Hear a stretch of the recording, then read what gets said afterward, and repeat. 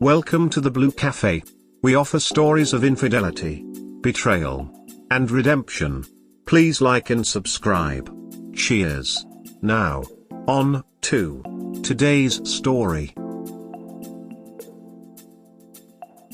Wife cheated, so I tricked her into publicly admitting to having the affair and herpes.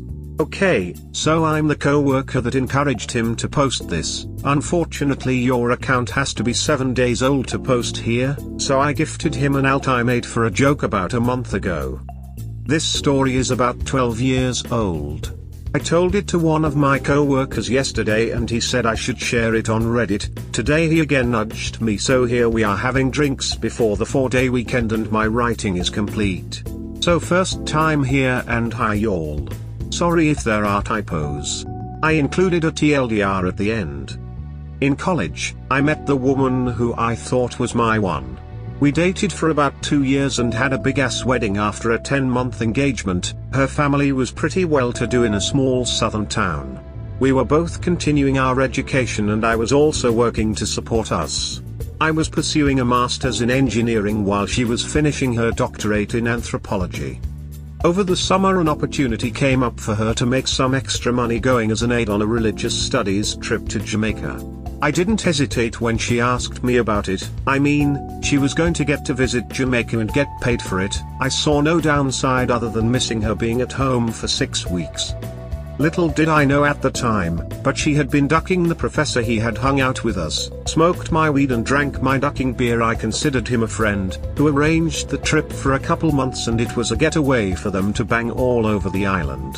I, clueless and happy, went about the weeks while she was gone taking extra shifts so I could match what she made in our account and surprise her. What a dipshit, right? One of the students from the trip actually seeked me out to clue me in.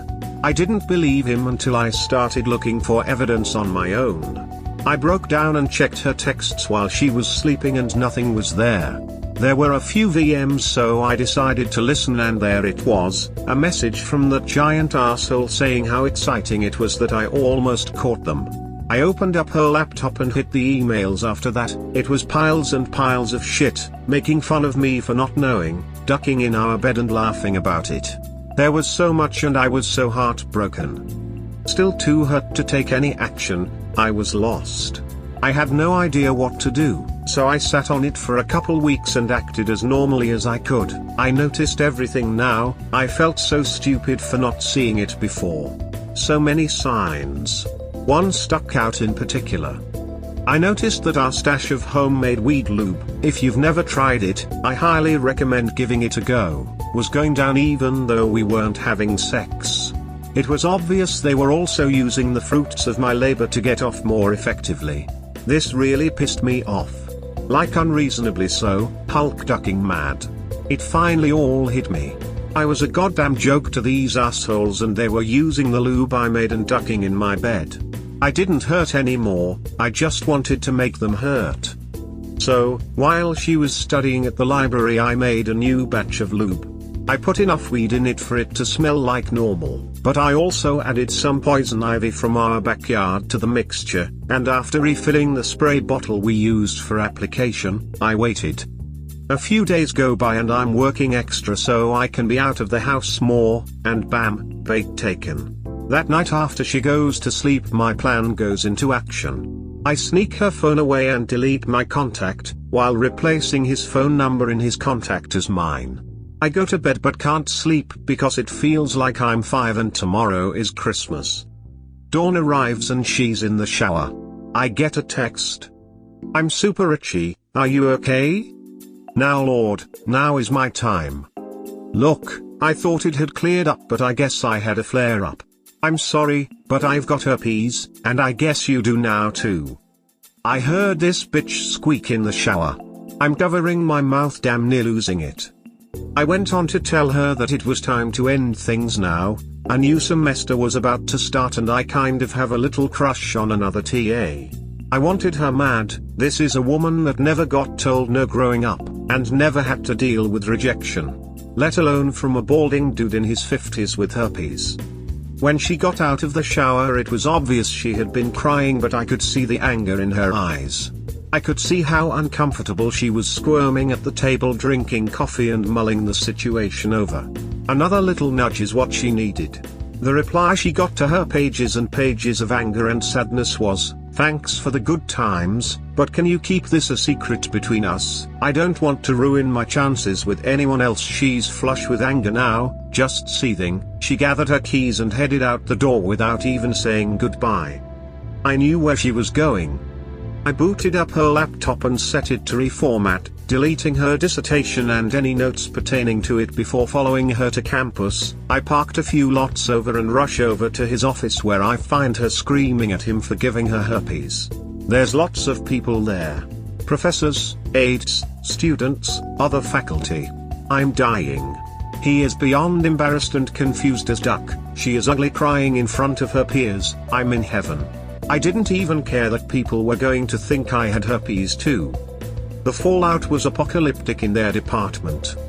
He lost his job due to code of conduct at the university. We got divorced the following year. State law was we had to be separated for 1 full year before being granted a divorce. I got to keep most of the assets, primarily savings, and not a ton, but I worked for it. She never finished her doctorate and went on to be a perpetually pregnant housewife that sells Herbalife on Facebook, and he teaches high school now. It took a few years for it all to unfold, but watching it was glorious. TLDR, wife cheated, so I made her think she had herpes and engineered a social situation for her to out her affair publicly herself. Edit, a few of you are asking for a recipe for the goodies, so here you go. Follow the directions for use or it's kind of a waste, and this is totally geared towards the ladies. We're talking big ducking os. Use polyurethane condoms. It breaks down latex. Wheat lube. 1/4 ounce flour or 1 gram CO2 extracted live resin, preferred. 4 ounces MCT coconut oil. 2 16-ounces mason jars. 3 coffee filters, only if flour is used. 2 drops tea tree oil, it really makes a difference. 30 leaves poison ivy. Small spray bottles, think perfume. Put oils and wax or flour in mason jar and heat in the oven for 80 minutes at 240 degrees, turn oven off and allow it to cool for about an hour. Strain through coffee filters if you used flour into the second mason jar and then fill the spray bottles. Here's the instructions and description my current amazing wife wrote for a friend wanting to try it. At first you can feel the warmth building up. Everything feels more intense to the touch. The waiting between application and playtime is a wonderful mystery. As time progresses, the butterflies in the pit of your stomach become more active, while feeling self-awareness as the sensations and sensitivity increase. Walking become part of foreplay. The action causes more friction and heat to build up. As your spouse begins touching at your neck and shoulders, the warmth rises up your body, sending chills down your spine. Each touch becomes more euphoric than the last until foreplay is done. From there, enjoy complete euphoria in your partner's embrace. Application, 8 to 10 total sprays. Use 2 to 3 on your fingers at a time. Self-application spray on fingers and massage around the clitoris and labia down toward your opening, working the oil inward towards your G-spot. To help with cramps, spray on tampon, insert, go. Without a tampon, get. 5 milliliters in a syringe, insert, spray and stay with hips lifted for 1 to 2 minutes. With spouse of your spouse, apply the spray to their fingers, gently spreading it over the clitoris, labia, pushing some into your cookie. Think of it like painting. The better the coverage, the better it will feel. Be sure to apply to your G-spot. It's about 2 inches in on the front wall of your vagina. For an added plus, apply to the O-spot, which is directly across from the G-spot on the back wall of the vagina. Application shouldn't take more than 3 to 5 minutes, then don't even touch it for at least 20 minutes. Spend this time exploring other areas of your lovely treasure. Don't use it if you are overly intoxicated, you'll simply waste it. Poison ivy optional, not recommended for self-use.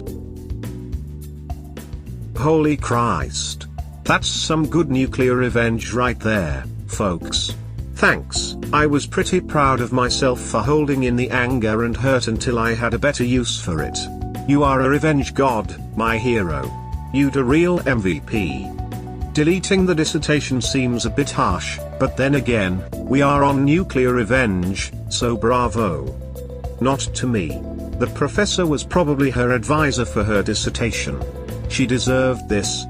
You are absolutely right that he was her advisor. It's part of why I was so trusting of their time together. I thought father/daughter, not daddy/baby. I used to work at a very elite college in student personnel administration. This shit was allowed. It disgusted me. I just wanted to say, I wasn't expecting this at all. And from someone who has had poison ivy in my vagina, hey, I was a kid who didn't know wood peeing etiquette. You have no idea the itch and pain, Lamau. That was really like a triple whammy, poison ivy/herpes scare/public embarrassment. Wow, I'm sorry that happened to you. Glad you enjoyed the story though. I will say this, I would so much rather hear that I had poison ivy than herpes, so I hope you eventually cleared that up for her. I went no contact for weeks after I left the house. Time and a doctor's trip cleared it up for her. I'm sure she felt pretty relieved that it wasn't a lifelong commitment. Relief and the seething anger that comes with being made a fool of. I booted up her laptop and set it to reformat, deleting her dissertation and any notes pertaining to it before following her to campus. Holy shit. This was good, great even. And then this right here made it fully friggin' nuclear. I kinda feel bad about that part every time I think about all this. At the time, I felt like anything short of murder was okay though. If she wasn't smart enough to back up something as important as her dissertation once in a while, that's on her. I have about a dozen hard drives, 2 cloud storages, email copies in 3 emails, and 2 primary computers with my research data. As a computer science student who often loses stuff because I do shit with my computer, can confirm. Not who you were replying to, but don't you dare feel bad. She tried to ruin your life, you actually ruined hers. Thanks, I'm okay with a little guilt. It makes me pretty sure I'm not a sociopath for doing it. The part where they were laughing at you for not knowing makes me mad. I've read that in multiple cheating stories and I just feel so bad. I can't imagine how hurt I'd be if that happened to me. Like, why would you wanna be so cruel to the person you claim to love? Being halfway through my dissertation, this part definitely pushed it into nuclear for me. I don't blame op, but damn. #Hiroshima 2.0. I believe they called that one Nagasaki. She had it coming, for sure. She only had herself to blame. You seem like a super wholesome guy, in regards to your replies to people. I'm sorry this lady brought you to the level that she did. But I think you handled it as well as possible. You're a positive dude. Keep doing you. The world needs it. At the time, I felt justified because I didn't feel like I had ever done anything to deserve that happening to me. Afterwards, I saw the folly in that thought. By doing this, I deserved what had already happened to me. I already felt like I had been a pretty good person, but I just upped it after that, and along with the confidence boost, I was pretty much a new person. I liked being a little extra in life, and it's led me to some amazing experiences along the way. I've had a great life thus far, and it just feels good to pass on feel-goods. That's concerning the weed lube. The revenge is by far the worst thing I've ever done so far. Thanks for the nice comment and I hope you have a good night. Weed is great, isn't it? Ducking right it is. Holy duck, you are something else. You get cheated on but you keep doing yourself, upping yourself and living life to the fullest. Not everyone can do this. Hopefully your now marriage will be the best and I hope you both have an amazing life. Thanks so much for the kind words. I'm happier now than I could have imagined when this story took place, and honestly, I'm thankful for it. I wouldn't be the person I am now without that experience. By doing this, I deserved what had already happened to me. So, the rent in hell gets paid in advance. She paid in full and you gave her hell. This made me laugh, Thanks for sharing your thoughts. Did either of them ever piece together what actually happened? Yes, she was able to. The texts gave me away, unfortunately. You wanna talk about some anger? Wow, that bitch was furious about how I embarrassed her. Holy ducking shit. On another note, I totally want to get some weed lube now, non-poison ivy kind lol. I learned how to edit, enjoy. You ducking rock, thanks. I thought making canna butter was tedious lol. You must be a chemical engineer. Mechanical actually. I just wanted to bring something new to the sack. I had read about it being used as a topical for aches, so I figured why not give it a try. It's just so easy to make at home, everyone should try it. As a bonus, it's totally edible, so you can take a few sprays and catch a buzz. It's actually a pretty big seller at the legal cannabis store I worked at. Not sure if it's the same formula you use though. Well done on the revenge, man. Usually skeptical of the stories I hear on here, but I totally believe isn't damn, that's some good revenge. As they say, don't get mad, get even. Did she ever try to get back at you? She was furious initially, but calmed down after the rash went away. We divorced fairly amicably, neither of us had the desire to be around the other. She ended up ducking her way all around campus and got knocked up a few months after our divorce. Then it was baby factory time. I'm glad you enjoyed it, and I'm happy people are buying it. It's a good ducking time. We hope you have enjoyed today's episode. Please comment, like and subscribe. Cheers. Have a wonderful day or night, wherever you are.